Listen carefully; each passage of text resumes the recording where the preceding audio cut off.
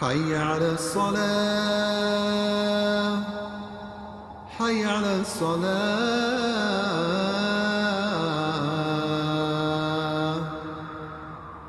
حي على الفلاح حي على الفلاح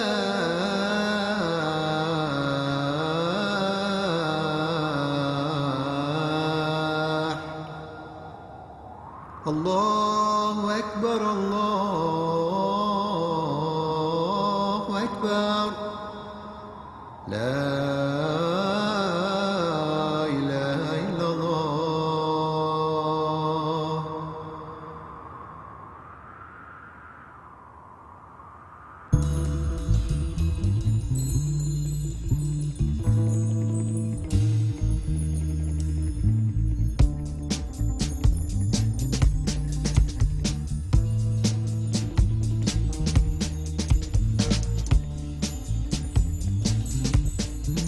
I don't wanna write this down. I wanna tell you how I feel right now. I don't wanna take no time to write this down. I wanna tell you how I feel right now. Hey, tomorrow may never come. For you or me, life is not promised. Tomorrow may never show up. For you and me, this life is not promised. I ain't no perfect man, I'm trying to do the best that I can with what it is I have.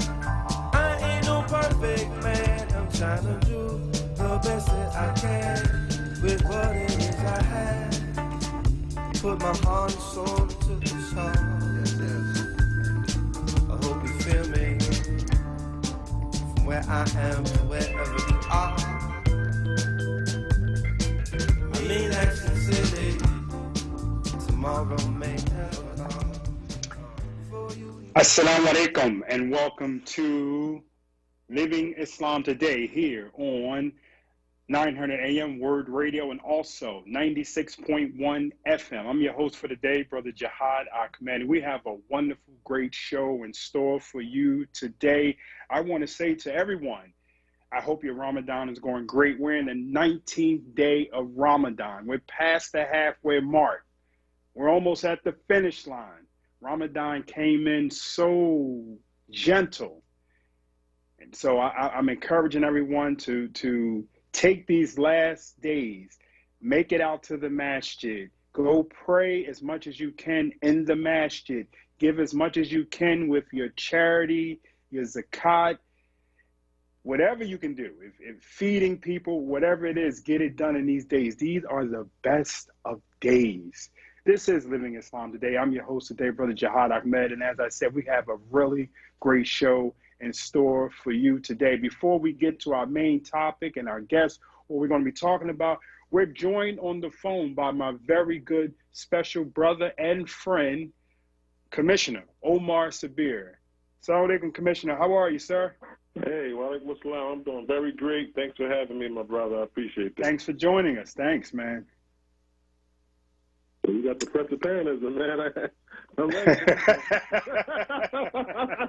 You know, he called me up, man. He said, I want to come on. I said, well, we made some arrangements for it, man. So what's going on, Commissioner? Hey, listen, on Monday is the deadline for you to get registered to vote. It's Monday, May the 3rd. You can go to votespa.com and you can get registered to vote. And if you're an independent, you have to get registered to a party because Pennsylvania is a closed primary. That simply means that, you know, if you're independent, you can't vote for any Democratic candidates, or you can't vote for any Republican candidates in the primary. So that deadline is 11:59. Election day is May the 18th, and you can come on down to City Hall. We're open right now from 9 to 5. You come on down and you can fill out your ballot. You can print it out right there if you want to. You can do your ballot. And you can vote before May the 18th. And please go to PhiladelphiaVotes.com, PhiladelphiaVotes.com, to get all of your latest voting needs. And real quick, I'm going to do a shameless plug. On Friday, May the 7th, we're doing blood drive. And this blood drive is to raise awareness for sickle cell disease.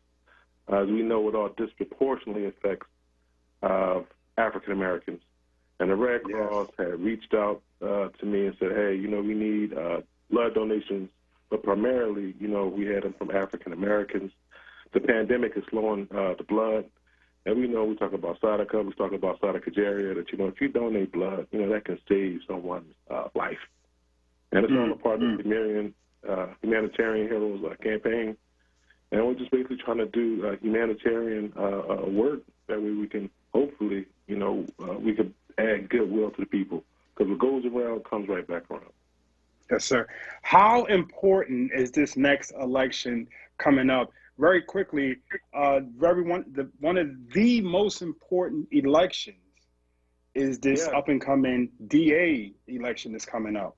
Yes. Hey, listen, man, there's an election every 6 months, right? The elections that you hear about are the elections that are not going to affect your life, right? The things that you don't hear about are things that affect you the most, right? If you don't pick up what I'm saying right now, right? So no one is making a whole bunch of noise about this election, but you have the judges, right, from all levels of the courts of Pennsylvania on the ballot. That's the Commonwealth, Superior, Supreme Court, Common Pleas Court, and Municipal Court. So every court that you have to face, if you ever come before a judge, and that could be anything, it's on the ballot. So it's very important. And, of course, we have our district attorney. The district attorney is who makes the decisions to charge people. And, we have family and friends, that are in the criminal system. And the best way how you can get criminal justice system is by having a fair a fair district attorney. And so it's important that we get out and we have to express ourselves. We're the Muslims. We should be out there letting our voice be heard so that people cannot harm our community. And that's, systematically. So the more we vote, the more we get. When you vote, it will be a benefit for our community. Trust me. I'm here, and I'm telling you right now, and I wouldn't lie to you. The more we vote, the more we get. And please, get out and vote. You got the judges coming up, the DA, and it's so very important. So you're saying, recap very quickly before we let you go, that when is the last day? Okay, so Monday is the last day that you can get registered. It's Monday, May the 3rd. That's the last day that you can get registered to vote. You have until 11:59 p.m. You can do it online. Actually, we'll be at 52nd and Market. My team and I and other community leaders will be there from 7 o'clock to 7 o'clock to register people in the community. If you want to drop off vote by mail ballots and everything, applications, we'll be there. And May the 18th, that's the election day. And the City Hall is open from 9 to 5, Monday through Friday. You can come on down. Even if, you come down, you press your ballot, you can print it out. Even if you apply for a vote by mail ballot, you want to replace me, you can come on down and pick one up. 9 to 5 at City Hall on 142. Well, Commissioner, I want to thank you, man, for taking the time and calling us up and reminding everyone the importance of this election coming up here in Philadelphia. And Dr. Umar, when he joins us, we're going to be talking about the new bill that was passed in Georgia as it relates to voting in the state of Georgia, and how a lot of the other states are adopting the same bill that has been passed. Yes, this is true. Listen, 43 states have adopted bills like that, but the solution to that is H.R. 1 that just came out of the United States Congress committee. So it didn't come up for a full vote yet, but if they come out of the House, if it passes through the Senate, then President Biden signs it. It's going to take care of all of those different, voter suppression tactics from the 43. Okay. So H.R. 1 is coming, so we definitely want to be in support of that. And, I'll probably come back another time and we could, talk a little bit more about that. But, yes, people want to take your vote away. If it wasn't significant, there wouldn't be no reason why people want to take your vote away. They want to take it away so that you won't have a voice for your community. Well, Commissioner, I want to thank you for all of the work that you have been doing here in the city of Philadelphia as far as waking our people up and getting them out to vote. I want to wish you and your family these remaining days of Ramadan, that you guys you just enjoy these last days we have, and that you have a very beautiful Eid, inshallah. I mean, man, shukran too, brother. I appreciate you. Okay. Walaikum salam. That was Commissioner Omar Sabir. It's always great to hear from the commissioner. He's always given us some really good advice as it relates to us getting out and voting. What we're going to do, we're going to take a very quick quick commercial break. We come back, we're going to be joined with Dr. Umar Johnson. You're listening and watching Living Islam Today. We'll be right back. Khadijah Alderman's Funeral Service Incorporated. Don't let your family bear the burden of your final arrangements. Pre-arrange now. We specialize in janaza services, traditional Christian services, natural burials, and theme services. We provide repasts, domestic and international shipping, webcasting, and Skyping. We service all denominations. Our new location, 1924 West Hunting Park Avenue, Philadelphia 19140, 215-225-6600. Visit us at www.khadijahsfuneralservice.com. That's www.khadijahsfuneralsvc.com. Like us on Facebook and follow us on Twitter. Khadijah Alderman's Funeral Service, serving humanity with dignity. Nearly 26% of Philadelphia's population lived below the poverty line in 2017. There's an increasing share of residents with mental necessities. On a national level, Philadelphia was among the highest with poverty rates. Muslim Serve's mission is to develop and implement programs addressing food insecurity in collaboration with local community partners. Fundamentally, Muslim Serve strives to uplift those in our community by providing free, hot, nutritious meals. This is done by partnering with a variety of local community organizations and establishments with the goal to bring comfort to those in need and to relieve hunger in our area, no matter who they are. Veterans, students, people with disabilities, single parents, senior citizens, working class families, and children. Muslim Serve can be reached by phone at 833-486-4370 or by email at info@muslimserve.org. Learn more about Muslim Serve and what they do on their website, muslimserve.org, and on their social media pages, Facebook, Instagram, and Twitter at Muslim Serve. You're listening to Living Islam Today, an Ahmed Media Company project on WURD Radio, 900 AM and 96.1 FM. Assalamu alaikum and welcome back to Living Islam Today. This is the 19th day of Ramadan, May the 1st. The weather is very good out there. Tomorrow is going to be even better. Without further delay, our next guest is no stranger to this show, this platform, and other platforms with me. He's fresh off of the Breakfast Club, and he made contact, and he wanted to come on with me. So, of course, I moved everything and everybody that was in my way to bring on my brother, the one that I like to say King Kong ain't got nothing on him, Dr. Umar Johnson. Peace, brother, and welcome to the show today. Peace and black power.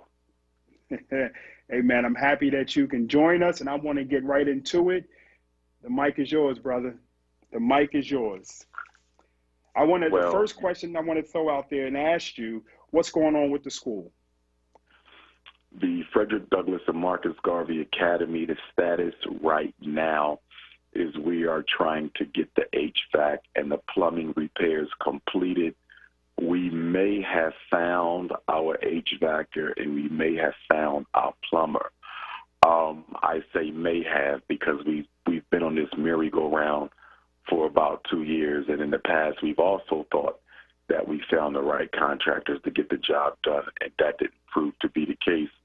But as we stand, I do think we may have found the individuals that we need to get it done, and so I'm just waiting on them to give me the proposal. So fingers are crossed. Hopefully we won't get overcharged, which was also a problem in the past. If all goes well,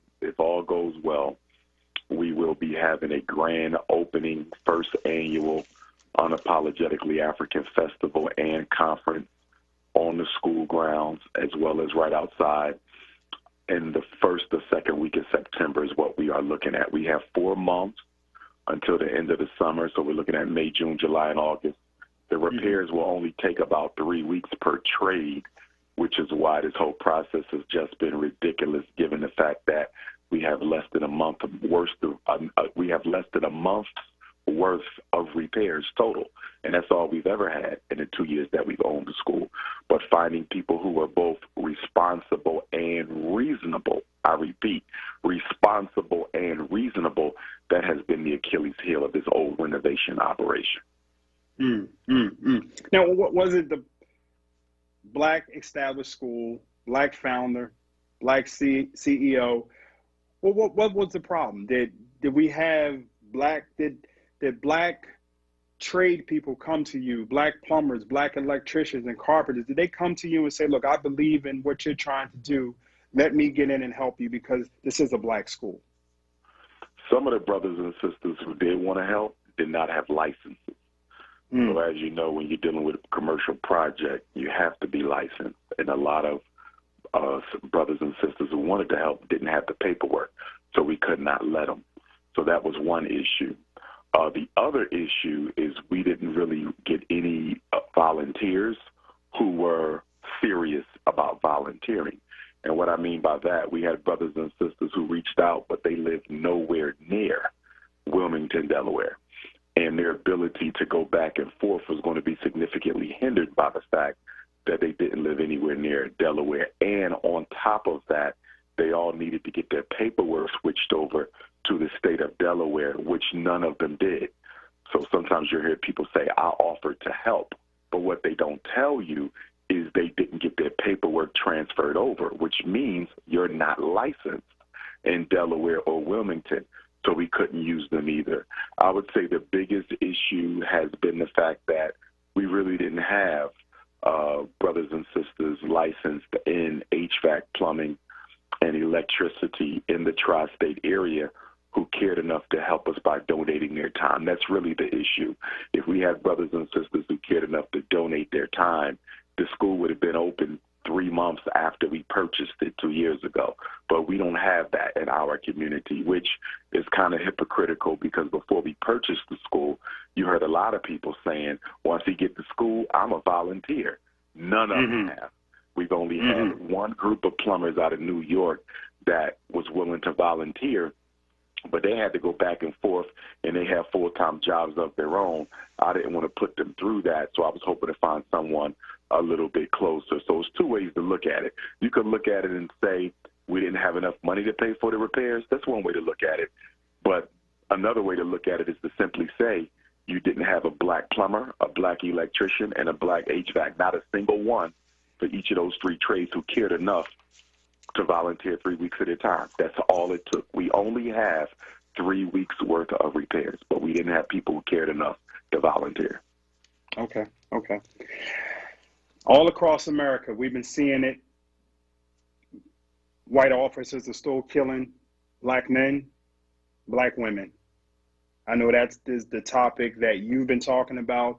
Other speakers have been talking about across the country. Once again, I want to get your perspective. What are your thoughts? The George Floyd, the verdict, family got paid, what was it, $27 million? The officer who put the knee on George Floyd found guilty? He's been found guilty, but he has not yet been sentenced. And so the conviction in and of itself means nothing. It is the sentence that means everything. First of all, he should get life, and he won't because he wasn't charged with first-degree murder. So they guaranteed that he wouldn't get that. And according to the laws of Minnesota, given that he doesn't have a prior record, he could do as little as 12 and a half years and go home. 12 years for taking the life of another human being. So I don't consider that a victory. Remember, victories are only victories if they result in systemic changes. One convicted cop over here, another convicted police officer over there, those are just battles that have been won. Those are skirmishes that have been won. That has not been a war that has been won. You need systemic change for wars to be won. We know that the George Floyd policing bill still has not passed Congress. We also know the Emmett Till anti-lynching bill still has not passed Congress. And we also know that President Joe Biden, who promised black people that he would address racism in America, has done nothing, just like his predecessor, Barack Hussein Obama, did nothing to confront racism in America, while he goes out of his way to bend over backwards for transgenders and Asians, just like his predecessor, Barack Obama ignored black people but bent over backwards to take care of gays, women, and immigrants. I mean, you're seeing a repeat of the Democratic Party's neglect of black America despite promises that were made during the campaign season. Did we celebrate Obama too much? I just want to ask you that. As a black people, did we rejoice in the fact that we had a black president in the highest office in the land? Making a mistake is a part of human nature. Not learning from that mistake is ignorance. So I'm not disappointed that black people, most of us are politically uneducated anyway because we get our political direction from religion, which is the worst thing you can do. But nonetheless, I'm not disappointed that we celebrated Obama because I understand black people have been sold a belief in symbolic victory. So we love symbolism without substance. That's what we do. The 1954 Brown decision was symbolism without substance. The 64 Civil Rights Bill was symbolism without substance. Barack Obama's victory was symbolism without substance. So I knew we would celebrate him being as politically uneducated as we are. However, the fact that he's been out of office 5 years and we still don't recognize the era of celebrating Obama, that's the part that is disappointing because we can't learn from the mistake because so many of us don't want to admit that there was a mistake. And I would also call Barack Obama to term for his hypocrisy because he's being very outspoken about police brutality. But he had 8 years to do something about it and did nothing about police brutality. So isn't it so convenient to talk about police after you've left the White House? What about the 8 years that you were in the White House? How about the fact both you and your wife are licensed attorneys? So that you are a licensed attorney, why aren't you doing anything right now using your law degree to fight back against police genocide? Barack Obama is a hypocrite. Did he sign something? I heard something briefly online about the blue alert law. Are you familiar with that? I'm very familiar with that, and he signed it about a week after Freddie Gray's murder in Baltimore, which to me was an insult to the black community. How do you respond to another unjustified murder of a black person by law enforcement, not by issuing an executive order, not by rallying Congress to pass a law, but you respond to Freddie Gray's police assassination by signing a blue alert law, which basically made it impossible for anyone to fight back against the police who is abusing them or threatening their life without any legal grounds to do so. So he basically made the police immune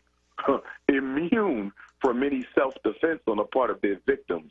That was how he celebrated Freddie Gray's murder. It was a hypocrisy, and black America has to admit, in the words of El Hajj Malik El Shabazz Malcolm X, whose birthday we'll celebrate 18 days from now, when he said we've been had, hoodwinked, bamboozled, run amok, and led astray by the Democratic Party. I want to talk to you about the shooting of the 16-year-old in Columbus, Ohio, Ma'Khia Bryant. You're getting a lot of, I've had African-American, I've had white officers say to me that they feel as though that particular shooting was a justifiable shooting. Here's my opinion. I feel so sorry for black women in America right now.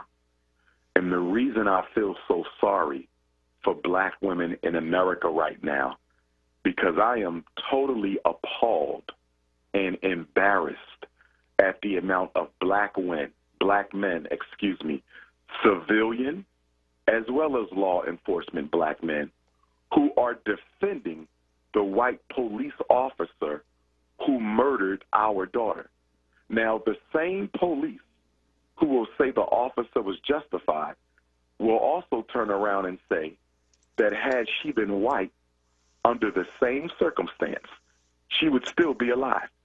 So if the murder was justified, which means it was absolutely necessary in that situation, why would the white girl have survived the situation but not Micaiah? It clearly means that the police officer had some discretion that he chose not to exercise in Micaiah's situation that he would have exercised in the situation of a white child. He could have shot her in the leg and she would have went down. That would have been the end of it. The knife would have dropped. He didn't even give her a chance to respond after the first bullet. He didn't give her a chance to respond after the second bullet. He didn't give her a chance to respond after the third bullet. He went for the kill. And the amount of time that elapsed from when he got out of his vehicle until he fired the death shot were 22 seconds. 22 seconds. He allowed the child almost no opportunity to respond. In addition to that, when you listen to what he said, he didn't say drop it. He didn't say stop. Okay? He told everybody to, I believe he said get down, but he never issued a direct order to Micaiah to drop the knife or stop. So the orders that he did give, you don't know who he was talking to, and you don't even know what he meant by those orders. He did not need to take her life. If a bullet needed to be fired, it should have went to her leg, and that would have given them enough time to grab her and restrain her. Totally unacceptable. But I'm disappointed by all the black men in uniform and out of uniform who are defending a white man who unjustifiably took the life of a black girl. I am embarrassed for all black men, and I hurt for black women when we are at a point now where black men will defend police's right to kill black girls. Have you found in your travels throughout the years and talking to all audiences that you talk to, have you found out that black officers have taken up for a lot of these white officers that are killing black people? Absolutely they do. And not only black officers, but black people in general who are hired by the American white power structure, particularly those who work in government positions like police, education, civil service jobs. They always identify with the power structure because those jobs are considered high commodities in black America: good retirement, good benefits, good medical care, and good take-home pay. I always say that some of the worst blacks are those who work for the government because they will go out of their way to defend the white man against the black man in order to keep their job. You see it right now with Senator Tim Scott, the only black Republican senator in the U.S. Congress who gave a rebuttal to President Biden's address to Congress the other night, which was weak and ridiculous, and he didn't really tackle the issues that affect black people. He's clearly going to skate like Obama did for his first term in office. But Tim Scott, who had the audacity as a black man to get on national television and say America is not racist, and then turn around and your Democratic vice president, Ms. Kamala Harris, echoed Senator Scott's sentiment when she also said that America is not racist. So your highest black congressman in Tim Scott, okay, a Republican congressman in Tim Scott said America is not racist. And then you have your highest ranking black Democrat in the White House, Vice President Kamala Harris, also says America is not racist. So finally, the Republicans and the Democrats do agree on something, and that is that America isn't racist and black people are just complaining and don't want to take responsibility for their own actions. Now, the powers that be that allowed the vice president to be in there to be black, let me get your thoughts on that. Well, the situation with Kamala Harris, personally, I believe that her election or selection was really due to international affairs. That was a foreign policy issue that seated her in the VP slot. And I say that because, as you know, America has an ongoing Cold War with Russia, in a very real economic war with China. And Russia, China, and India all sit on the Asian continent, and they are all three powerhouses. India, just like China, is one of the largest countries in the world with regard to population. India is also fast becoming an IT giant in the world, and America cannot afford for the nation of India to join politically in with Russia or China.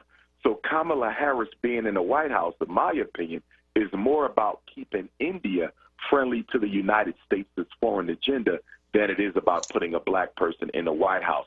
That was simply a token of appreciation and diplomacy to the nation of India. And these immigrants that Joe Biden is talking about bringing in, he wants to naturalize 11 million undocumented immigrants and make them citizens. And he also wants to give them all work visas. So can somebody answer a question for me? How does the president have time to pay attention to non-citizens? How does he have time to give citizenship to 11 million illegal immigrants and also provide them with a work visa when half the black men in Philadelphia are unemployed, half the black men in New York, Houston, L.A., Baltimore, D.C., Milwaukee, Detroit, Chicago, and we can go on and on. You have black men who are unemployed, and the mass unemployment of black men is one of the central reasons for the recidivism, the mass incarceration recidivism rate of black men and black women. In fact, the unemployment of black men in America is so alarming that the United Nations has classified the unemployment of black men as a human rights abuse.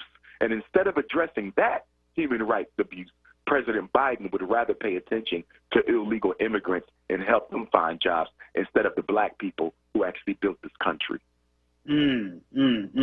Let's go to the phone line. Line 2, we have Brother Spread Love. Welcome to the show. God bless, family. How are you, sir? Good, Peace man. and love, spread love. Give God the glory. Dr. Umar Johnson, my brother, how you making out, family? Peace and love, black man. Good to hear your voice. Likewise, family, and I can hear it in your voice, so I just wanted to call and send you some love, some encouragement, you know what I mean, and some strength, and some energy, and more power, my brother. Jah power every time, black power, people Black power. Same thing. God bless our brother Mike on the boards, always doing an amazing job. The entire WURD family, you know, everyone that's suffering, all the victims, our hearts are with them, and everyone working to make it better. May we be blessed to do it together. Everyone incarcerated, especially all incarcerated falsely. I just got to say, free Mumia, you know that's what's up.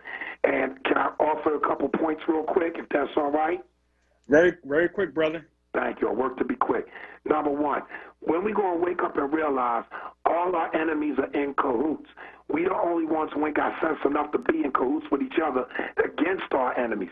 Everybody want to be enamored with celebrity. Ooh, Obama, please, get out of here. Let's talk about today being the anniversary of under the Obama administration, the United States government murdered Muammar Gaddafi, who was going to bring forth the African gold-based dollar, which would have slaughtered the U.S. dollar.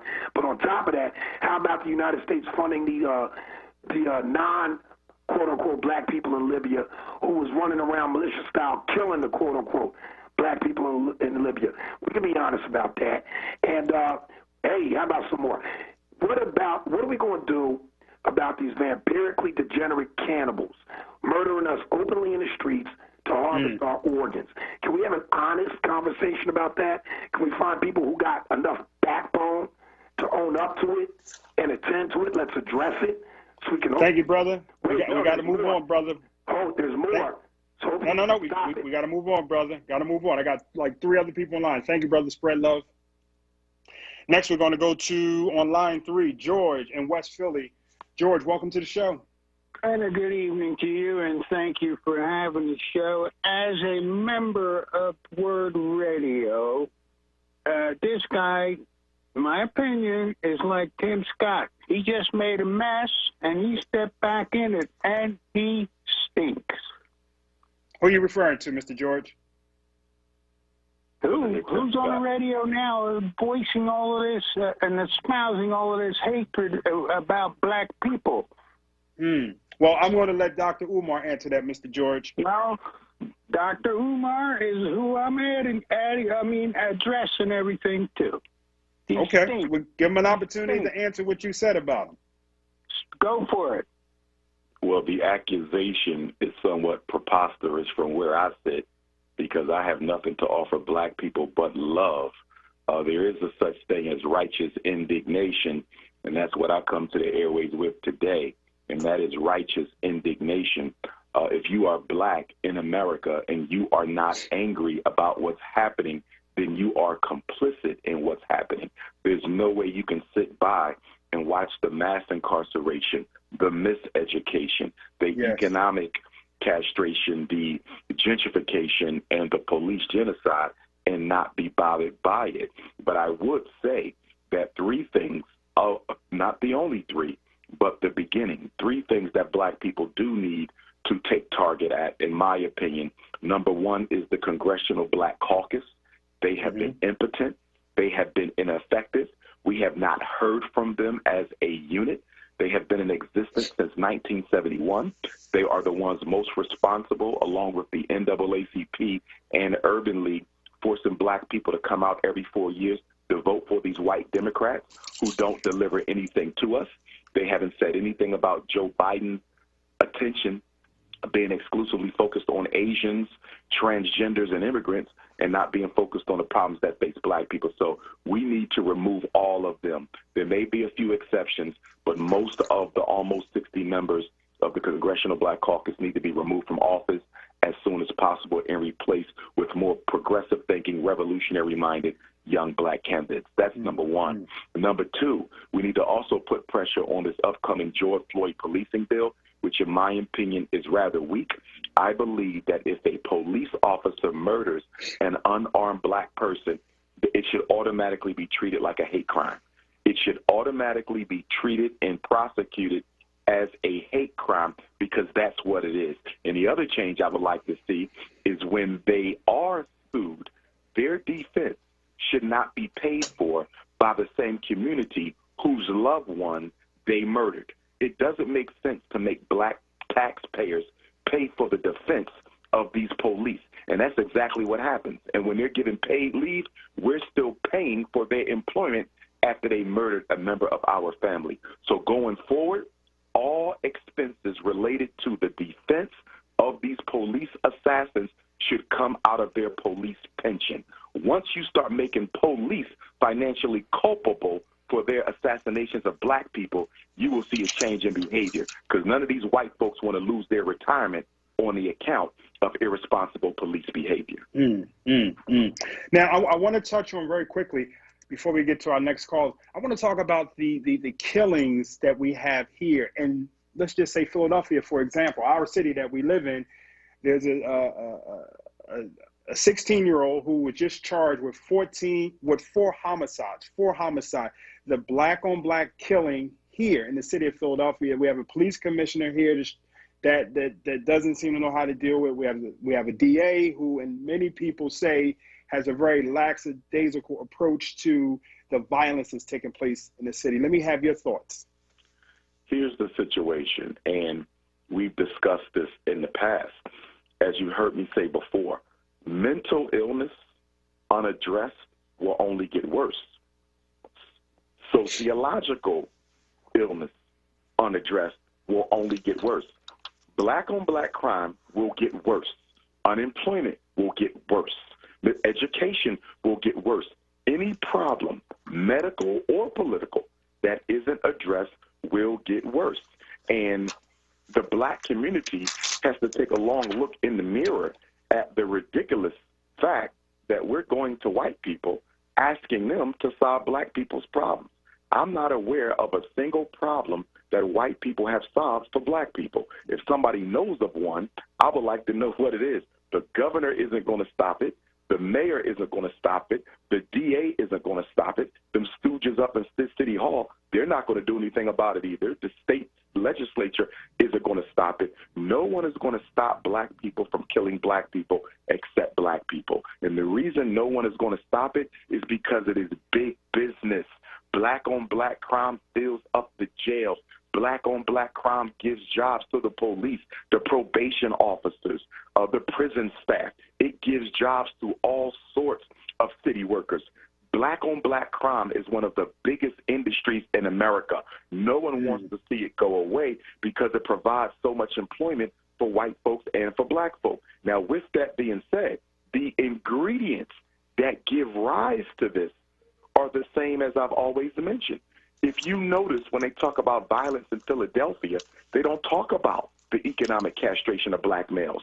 I don't hear anyone tying it to the joblessness in this city. I don't hear anyone tying it to the growing homelessness rate in this city. I don't hear anyone tying it to the gentrification rate. Are you aware that Philadelphia leads the nation in gentrification? Philadelphia overtook Seattle and San Francisco for the leading city for white people who are coming back into the hood, moving black people out. That's why Philadelphia also has one of the fastest growing homeless rates in the country as a result of the gentrification. I don't hear anybody tying that to the violence. Let's be clear, Brother Jahid, this violence is due to stress. It is due to anger, rage, hopelessness over not having a good education, not having a decent place to stay, not being able to get a good job. These are stress-related crimes. Listen, not just for Philadelphia, but for all of America. Homicide is the leading cause of death for black males ages 1 to 44. So whether you're in preschool, elementary school, middle school, or high school, whether you just graduated high school, whether you're in your 20s, your 30s, or your early 40s, you are more likely to die at the hands of a bullet or a knife than anything else. Number two, the second leading cause of death of black males in America, age 1 to 44, is accidental injury, drowning, car accidents, basically risk-taking behavior and poor adult supervision for the 1 to 19-year-olds, and then risk-taking behavior for the 20 to 44-year-olds. So the leading cause of death for all black males in America, from birth to 44, homicide 1, accidental injury 2, and number 3 for the 1 to 19-year-olds, those are black boys, suicide. Number 3 for 20 to 44 is heart disease, but number 4 for 20 to 44 is suicide. So what you're saying is we have to deal with homicide, we have to deal with unintended injury, and we have to deal with suicide. Black men are not only killing each other, Jahid, they're taking their own lives, and nobody's talking about the suicide rate. That's a very high rate of black people that are taking their lives, and it's a great deal of that going on, as we can see. But I want to go to line 4. We have Joe from Germantown is waiting patiently. Thank you, Brother Joe. Brother Joe from Germantown? Can you hear me? Assalamu Brother Jahid. How you doing? Sam, how are you, sir? Yeah, I'm doing fine. Hey, Ramadan Kareem to you and Brother Umar. It's always an honor to talk to you, Brother Umar. How you doing, good brother? Black Power, good to hear your voice. Likewise. I just want to say real quick, Brother Jahid, I know you pressed for time. I want to know where's Dr. Umar been for the last week, because he got my sanity back. Because I've been seething since last Saturday when Islam Day was on last Saturday, and you had the former brother that ran for DA justifying the murder of Ma'Khia Bryant, saying it was justified. I'm like Brother Dr. Umar Jahid, I'm embarrassed when I heard any black man or woman say that devil was justified in killing our sister. You know, I wasn't on last week. I didn't host last week's show. I know you wasn't. I'm just saying, when you was him, he can't help what the guest says. So I'm not even knocking the brother that hosted the show. I'm just putting out the facts, though. I'm embarrassed when like Dr. Umar said, I heard any black man or woman by this devil shooting our system. And I get so tired to hide. And Dr. Umar, I heard black people say, well, you know, cops is trying to shoot center mass. That's true, but they can deviate when they want to. I know what I'm talking about, Dr. Umar and Dr. Jahid. I've seen film after film all over the country, Knoxville, Tennessee, Indiana, where white men, where white cops then when white men had knives and guns, and the white man wouldn't drop it, and the white cop shot him in the leg or the arm. I've seen it. Don't tell me they can't deviate when they want to deviate. I got to keep moving, and I agree with you. Myself being in law enforcement, I'm telling you, and I told another officer this. He told me that I was wrong. Had I would have pulled up on the scene and seen that, I realized that officer had a split second to make a decision. Myself, in the black community, I believe that I would have took a different approach to not pulling out my gun and shooting that individual. I would have pulled out my baton and perhaps beat the hell out of her. I may have used some mace. I would have did something, because first of all, I don't want to shoot nobody and be responsible. I understand it was a split second. He got out, the girl was trying to stab. I get it. But I'm telling you, in my heart, I don't believe I would have shot that individual. That's just my opinion. That's just my opinion. Can I say one more thing, Zach? Can I say this real quick, Zach? Very quickly. Real quick. The reason why that white cop witnessed this to a white girl, bottom line, and Dr. Umar would agree with this, because he saw the white girl's humanity. So they don't see our people's humanity. That's why that devil had no problem shooting that sister in a split second, because he didn't see her humanity. A white girl with blonde hair and blue eyes, he sees her humanity. Bottom line. Thank you, Dr. Umar. I love you, my brother. I agree. Black power. I agree. Absolutely. Black power. And I'll take it a step further to say that from a behavioral psychology perspective, all behavior is a function of consequences. The more police get away with killing black people, the more black people will be killed by police. Let me say it again. This is basic behavioral science. Behavior is determined by the consequences. The more police that get away with killing black people, the more police will kill black people. And the other thing that the African-American community needs to target, Brother Jahid, is qualified immunity. Qualified immunity is something that the African-American community must fight. We must challenge. We must do it at the United Nations. We must do it at the Supreme Court. We must do it at the U.S. Congress. And we must do it at the President's House, because that is what is allowing these police to constantly get off. It is the qualified immunity that American police have that is covering them from being held accountable for killing black people. We have to get qualified immunity repealed. Mm-hmm. Let's go back to the phone line. We have waiting on line 2, Nabila in Mount Airy. Welcome to the show. Yes, assalamu alaikum. What's your name? Dr. Umar, I want to go on a positive note and thank you so much for sending out the invitation to celebrate the what they were calling the 81st birthday of Elder Khalifa at the Nat Turner Library in Nat Turner Land. And even though you weren't able to make it there, you'd be surprised how many people came from all over the country on your invitation. So I hope that you can share some information for the public about the elder's challenges, people trying to take his land from him, and also that he's looking forward to being successful in winning his case and rebuilding the Nat Turner Library in Druryville, Virginia. Glad to hear that. Powerful. Thank you, my sister. All right, we're going to go back to the phone. I'm trying to get these last callers, and we have Fred from Chester who's joining us. Fred, welcome to the show. All right, assalamu alaikum. Thanks for taking my call. Wake Saddam, thank you for calling, brother. Hey, I'm on a different perspective. I mean, Dr. Umar Johnson, I met you a few years back. I haven't seen you in a while, so I don't know where you've been at. Brother. But, hey, I just want to say, I'm one of them black persons, man. Like, I call the talk shows in the morning, and the guy always hang up on him. I ain't going to say his name. I think he's kind of weak anyway. But when I say police kill us, I ain't into turning the cheek. I know some brothers I ain't into turning the cheek. So when I say when they kill one of us, I say get him, get the one who killed one of us, or get one of them. I brung this up. That brother McCabe Xavier Johnson, that brother in Texas, he moved out. He put some work in. So now when I call in the morning, we can't have that on the airwaves. But you can't have it on the airwaves, me saying retaliate, but you let them kill us all day long. You know what I mean? I said something yesterday. I said on the radio, I said black people need to get it there. I didn't mean to say black people. I meant to say black men because when that little 12-year-old boy got killed in that park, I think his father should have moved out.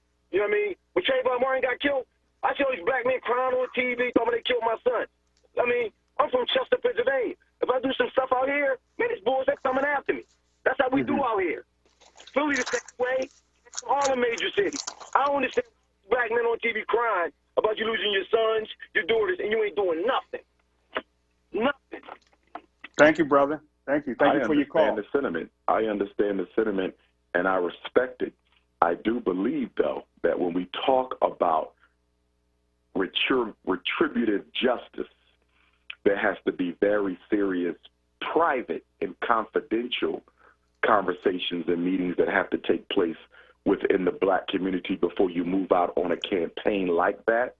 But definitely, if you look at our history as a people, there are some very clear examples when we had organizations who stood up on behalf of black people against the police. 3 of them right off the top of my mind is the Universal African Legion of Marcus Garvey, who stood toe-to-toe with the police in defense of the black community, the Deacons for Defense, who stood toe-to-toe with the police on behalf of the black community, and the original Black Panther Party, who stood toe-to-toe with the police in defense of the black community. But when we go to that level of response, I believe that that conversation is best handled off air amongst people who are serious, who can be trusted, and in a very, very responsible forum.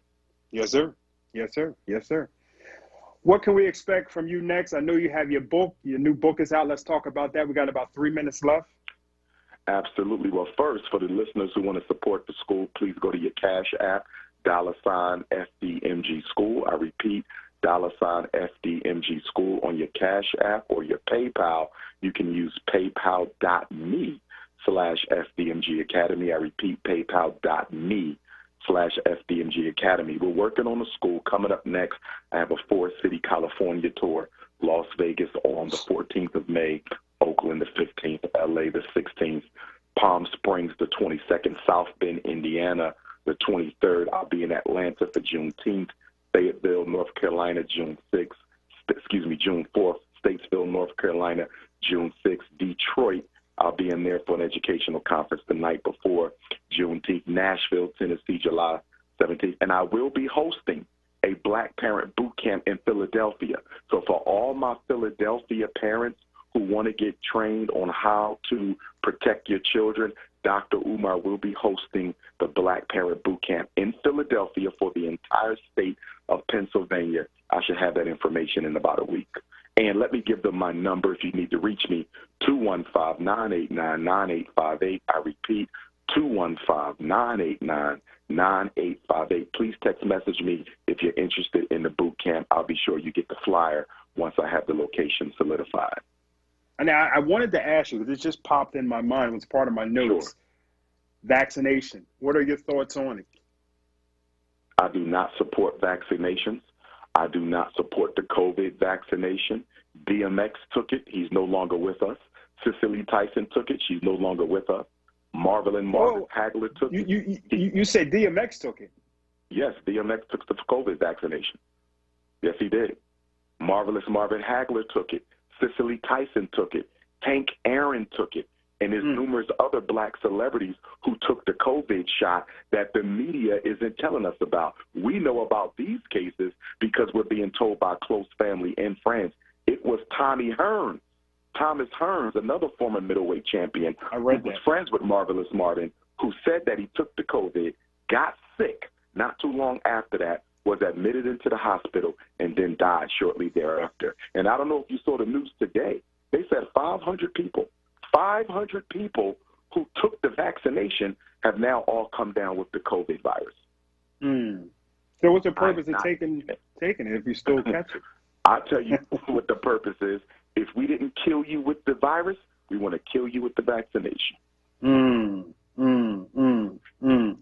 We got 2 minutes left, brother. What advice can you give the viewers, the listeners? What can you say to Black America right now that may perhaps wake them up? I would say to Black America right now, Brother Jahid, is we are as responsible for the predicament we are in as is the U.S. government and the American white power structure. Every problem we have, from the police genocide to the miseducation to the economic castration to the gentrification, all of these problems we played a role in by not doing anything about them last decade, not doing anything about them in the early 2000s, the 1990s, the 1980s. We have allowed these problems to grow and fester. And because we play a role in them, we can also play a role in their resolution. But we have to get economically organized. There can't be no black power without the black dollar. We got 1 minute left, and I want to ask you this question. It was part of my notes. And someone asked me, they said, why are you against interracial marriages? I don't know if you can answer that in 1 minute, but I want to throw that out to you. Interracial marriage is an economic contract. Women live longer than men. So when a black man marries out of his race, that woman will likely be left with his estate after he goes back to the ancestors. Look at Kobe and Vanessa Bryant. Kobe is gone, and I have nothing against Vanessa, but what are the odds that she's going to give some of Kobe's estate to the black community? Is she going to help us solve some of our problems with his money? Is she going to help us build some of the institutions we need with his money? My problem with interracial dating is you take from us who don't have enough, and you give to another people who have already stolen enough from black people. Black men for black women. I can't respect any other marriage. Ooh. Well, that was a nice way to end the show. My brother, I thank you for being with us. Please let me know when the Black Parent Boot Camp will take place in Philly. We're going to have you back on. We want to support it. I want to be there. I'm a black parent. I need to be there. Thank you, brother. I appreciate you, man. Will do. Peace and power. Peace, brother.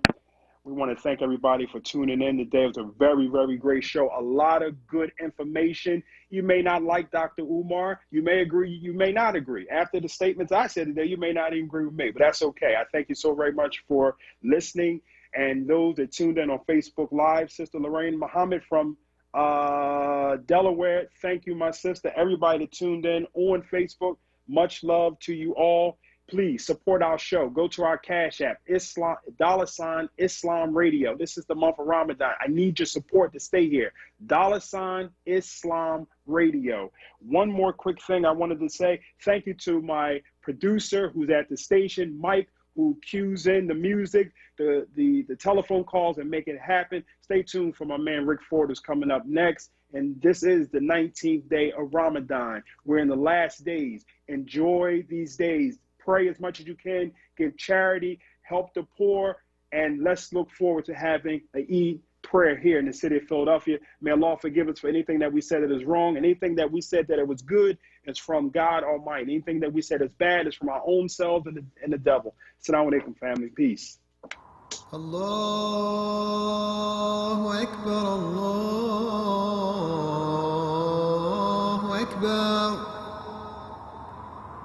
الله أكبر الله أكبر أشهد أن لا إله إلا الله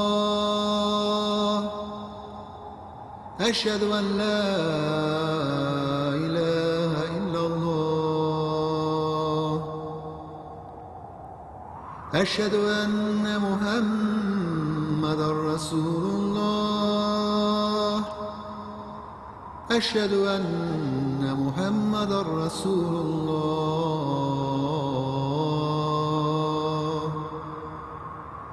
حي على الصلاة حي على الصلاة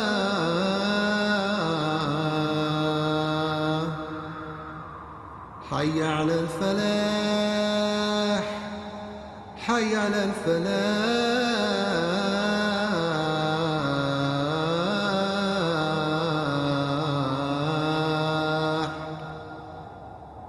الله أكبر الله أكبر لا إله إلا الله.